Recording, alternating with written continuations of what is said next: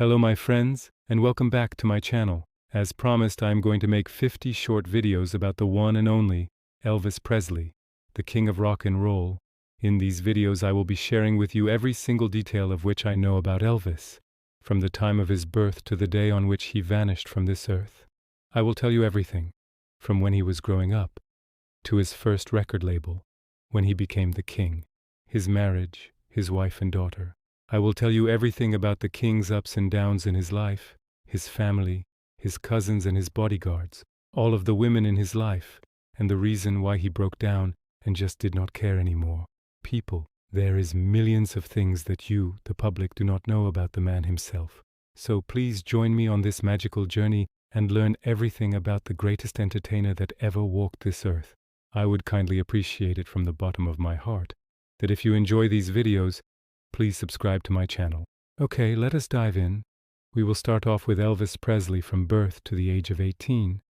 Elvis was born on the 8th of January 1935 in the little town of Tupelo, Mississippi. His parents were Gladys Smith Presley and Vernon Presley. Legend has it that Elvis was baptized at least on 3 or 4 different occasions. One rumor has it that he was not baptized until he was 15 years old in 1950.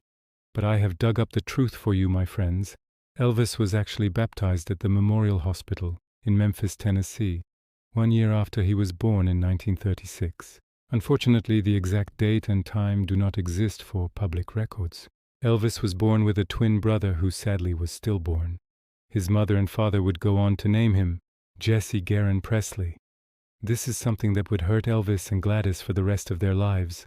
Jesse Garon was originally buried in an unmarked grave at the Priceville Memorial Gardens in Tupelo beside his uncle Noah, but was later moved by Elvis himself, and a new grave site was constructed for Jesse in Graceland. People say that Vernon was not happy about this, but this is what Elvis wanted, and he had the power to grant his wish for the loving brother that he never got to meet. This is Elvis at the young tender age of just 4, just a young poor kid from a poor family. And only the Lord above knew exactly what the future would hold for him. Elvis, at the age of 8, loved by everyone, started to sing to himself when he was alone. He grew up listening to old gospel songs which he loved at such an early age, kind of strange for a kid of his age, who did not know the world yet, but he was always happy. This is Elvis Presley at the age of 12, a very, very rare picture of a young man who would later go on to conquer the world as we know it. By the ripe young age of 13, his father and mother would decide to move from Tupelo, Mississippi to Memphis, Tennessee. Due to his father's lack of work, Vernon could not find work anywhere, so they had no choice. After their move to Memphis, Elvis started to go to church every Sunday as he did for most of his young life. But this was different. He joined the local church choir and began to reveal his true voice, a very unique young voice that really stood out, a voice that nobody had heard before. But little did this kid know, there was a certain man sitting in that church that would change the course of the Presleys' life. That man's name was Sam Phillips, a very famous songwriter and record producer. Sam was the founder of Sun Records in Memphis, Tennessee. Sam watched and listened to this young man's voice for a number of years, and always said, "There is something very, very special about this kid. I want him." Sam listened and listened to Elvis Presley's voice, and there was just no getting away from him. This is where the young man from Tupelo got his first break. After listening to Elvis's voice for almost 5 years, Sam made that big decision. So in 1954, when Elvis was just 19, Sam Phillips signed Elvis up to Sun Records, and this is where the great journey began. Sam was a lover of African American, rockabilly, country, and rhythm and blues.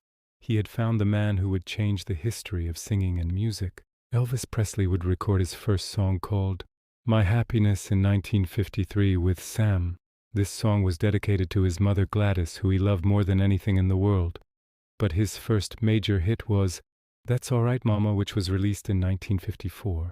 It was first released as That's All Right, but his mother was in his head every second of every day, so he named it That's All Right Mama.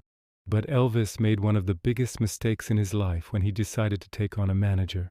A man who was just prowling around for fresh meat, a man who wanted nothing but money, a man who would go on to rob Elvis Presley blind for millions.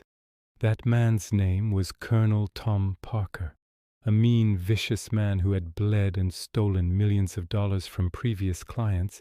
Elvis was so soft and loving that he completely trusted everyone around him, and it took the king almost 16 years before he knew what Tom Parker was doing to him. Well, I guess I have come to the end of this third short video, my friends, but there is tons and tons more to come. I will start my next video with Elvis Presley's second and third hit, Heartbreak Hotel and Hound Dog. Even when the king was drafted into the army in 1958, he kept on recording for his fellow soldier comrades, such as Love Me Tender, which was sung for a very special lady. How could a kid from this age go on to become the biggest singing legend in history? The man, the king, follow my path. My friends, I will tell you everything that I know about the greatest man who ever lived, and he lives on to this day, and will live on for many years to come when we are all gone. That's it for now, and may God bless you all. Much love.